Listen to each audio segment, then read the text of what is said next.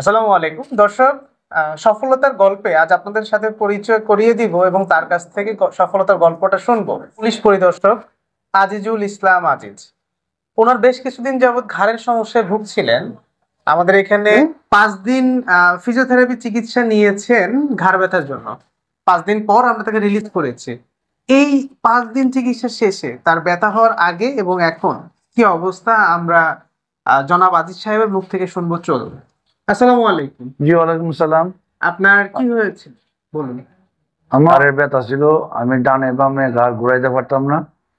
পরবর্তীতে আমার খুবই সমস্যা হয়েছে, আমার শুইতে অসুবিধা, চলতে অসুবিধা, অফিসিয়াল কাজ করতে গেলে অসুবিধা, মাথা নিচু করতে পারতাম না, খুব আনইজি ফিল করছি। তারপরে আমি ভাবলাম যে আমাদের ফিজিওথেরাপি সেন্টার আছে, সেখানে যাই। তো সেখানে আমি আমি সম্মানিত এই দর্শকের উদ্দেশ্যে বলবো যে আমি আমার ফিজিওথেরাপি সেন্টারে আসার পরে আমাদের ডাক্তার মারুফ ভাইয়ের সাথে আমি শরণাপন্ন হই ওনার কাছে। পরে উনি আমার বিস্তারিত জেনে উনি আমাকে ট্রিটমেন্ট করেন। 5 দিন ট্রিটমেন্ট করলেন। পরপর ট্রিটমেন্ট করার পরে আলহামদুলিল্লাহ আমি সুস্থ এবং একজন সুদক্ষ এবং একজন অভিজ্ঞ আমাদের ফিজিওথেরাপির ডাক্তার মারুফ ভাই, উনি আমাকে ট্রিটমেন্ট করছেন।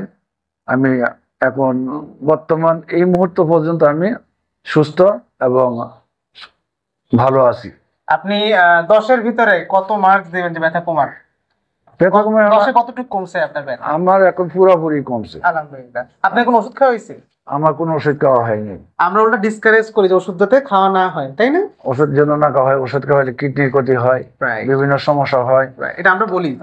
আচ্ছা, এখন আপনি কি মনে করেন এই ধরনের ঘাড় ব্যথা, আপনি কিন্তু এর আগে এবার আমাদের কাছে কোমর ব্যথায় আসছিলেন, সুস্থ হয়েছে? সুস্থ আলহামদুলিল্লাহ। হ্যাঁ। সো এই যে ঘাড় ব্যথা, কোমর ব্যথা, যে কোনো ব্যথায় আপনি কি মনে করেন ফিজিওথেরাপি চিকিৎসা দরকার আছে?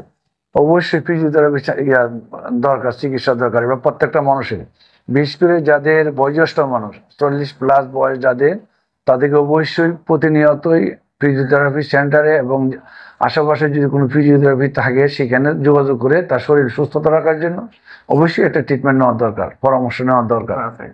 Thank you sir. আপনার আগামী জীবন ভালো হোক, ব্যথা মুক্ত হোক, এই কামনা করছি। আর আমাদের জন্য দোয়া করবেন। ধন্যবাদ। আসসালামু আলাইকুম। জি, ধন্যবাদ।